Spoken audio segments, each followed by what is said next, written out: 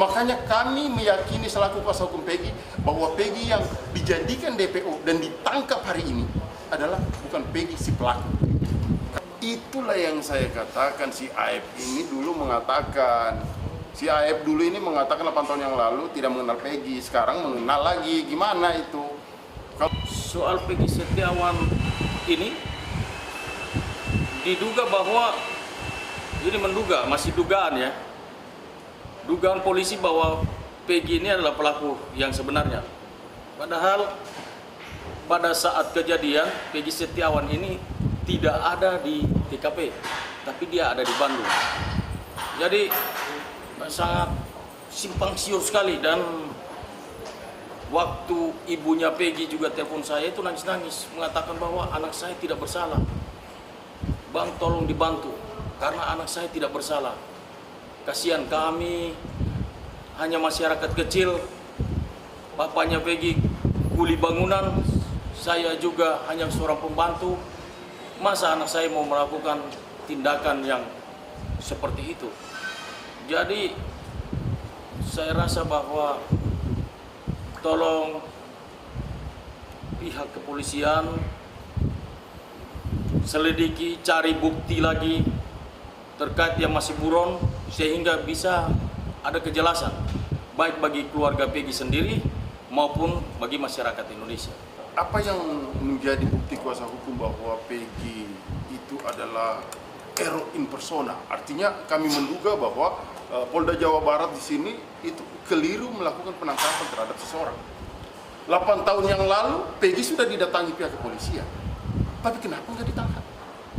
Kalau memang si Peggy pelakunya, kenapa nggak dilakukan upaya hukum? Kenapa nanti ada film yang viral, kemudian Peggy dikait-kaitkan, kemudian ditahan?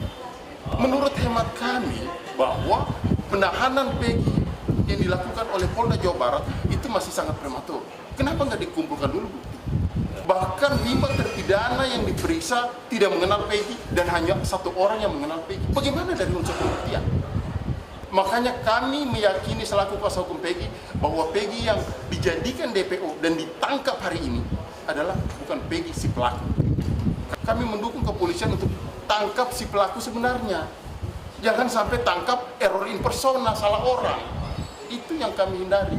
Dan itu yang akan kami buktikan bahwa Peggy Setiawan yang ditangkap oleh pihak kepolisian bukanlah Peggy yang melakukan tindak pidana. Kira-kira seperti itu. Ya, kalau polisi punya saksi, punya bukti, kami juga punya saksi dan punya bukti. Nah, kita akan buktikan itu nanti di persidangan nanti, di dalam pra-peradilan nanti. Atau mungkin kemunculan Mel-Mel, sosok Mel-Mel. Kami nggak terlalu menangkap itu. Kami nggak terlalu menangkap itu. Apapun lagi sama juga yang menyangkut masalah kesurupan dan sebagainya, kami nggak menanggapi jauh-jauh lah. Wah, tapi itu kan memang. Ya silakan aja, kalau dia mau bertanya silakan aja. Artinya sampaikan aja. Ini kan rule-nya dari wilayah penyidik. Sampaikan aja. Artinya nanti kita uji seperti apa kesaksiannya Mel-Mel ini. Artinya pihak kepolisian juga melakukan pemeriksaan, kami juga selaku kuasa hukum bisa otomatis nanti dalam persidangan bisa menilai itu. Kira-kira begitu kawan-kawan. Keyakinan kita sih Peggy akan bebas. Kami sangat optimis itu. 5 orang ini yang terpidana, 5 orang tidak mengenal kok. Iya. Cuma 1 orang yang mengenal. 1 orang ini pun pada saat pemeriksaan di 2016 di persidangan dia katakan tidak mengenal. Kok begitu diperiksa sekarang dia katakan kenal. Ini yang 1 orangnya. Ini kan ironis. Artinya Bapak Eki ini kan anaknya sebagai korban di sini. Enggak ada masalah untuk aku. Saya pikir sah-sah saja. Mungkin kita bisa lebih berdiskusi lagi. Kira-kira seperti apa pelaku-pelaku sesungguhnya.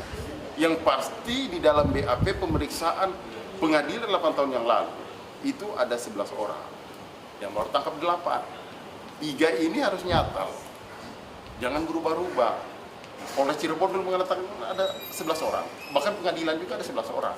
Kalau yang kemudian 8 saja, kemudian 3-nya mana? Ironisnya jangan sampai hanya untuk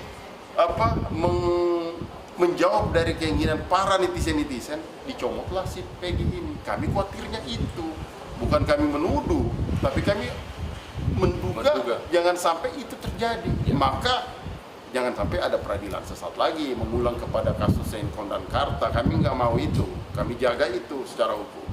Kira-kira seperti itu. Bang, kalau- Kesaksian itu memang artinya apa yang dia lihat kan? Apa yang dia lihat, apa yang dia saksikan. Karena kualitas sebagai saksi itu apa yang dia lihat, apa yang dia dengar, apa yang dia alami kan. Dan seharusnya itu kesaksian-kesaksian yang selaku rekan-rekan Peggy yang betul-betul mengetahui keberadaan Peggy, ya harusnya itu menjadi pusat perhatian. Jadi jangan maksud saya begini, hukum itu tidak mencari kesalahan orang lain, tapi menemukan sebuah kesalahan atau menemukan buktinya.